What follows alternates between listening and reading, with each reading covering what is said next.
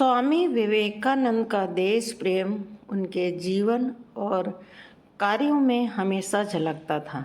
वे भारत को पुनः महान बनाने और देशवासियों में आत्मसम्मान जगाने के लिए समर्पित थे।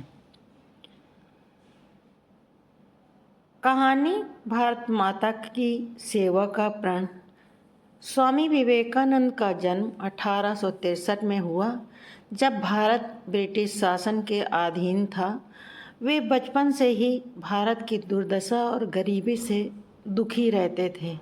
जब वे बड़े हुए तो उन्हें रामकृष्ण परमहंस से दीक्षा मिली और उनके जीवन का उद्देश्य राष्ट्र सेवा और मानवता की सेवा बन गया। एक बार जब वे अमेरिका से वापस भारत लौटे तो कई लोगों ने उनका भव्य स्वागत किया।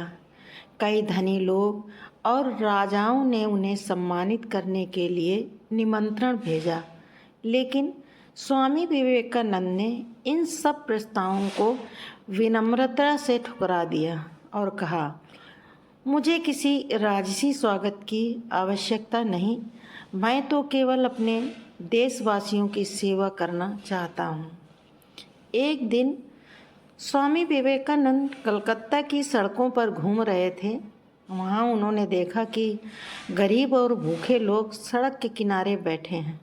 उन्होंने तुरंत अपने साथियों से कहा, जब तक मेरे देश के लोग भूखे और पीड़ित हैं, तब तक मैं चैन से नहीं बैठ सकता। मेरे लिए सबसे बड़ा धर्म इन गरीबों की सेवा है। स्वामी जी का मानना था कि भारत का पुनर्जागरण केवल ऐसे ही संभव है जब देशवासी शिक्षा, आत्मसम्मान और कड़ी मेहनत को अपनाए। वह हमेशा अपने अनुयायियों से कहते थे, उठो, जागो और तब तक मत रुको जब तक लक्ष्य प्राप्त न हो जाए। उनका यह संदेश केवल व्यक्तिगत विकास के लिए नहीं, बल्कि पूरे राष्ट्र के लिए था। वे चाहते थे कि हर भारतीय अपनी आत्मशक्ति को पहचाने और देश के उत्थान के लिए कार्य करे। स्वामी विवेकानंद ने अपनी सारी ऊर्जा और जीवन भारत माता की सेवा के लिए समर्पित कर दिया। उन्होंने कहा था, मेरे पास केवल एक ही इच्छा है, अपने देश की सेवा करते करते मृत्यु को प्राप्त होना। यह देश प्रेम की भावना ही थी जिसने स्वामी विवेकानंद को भारतीय युवा पीढ़ी के लिए प्रेरणा स्रोत बना दिया।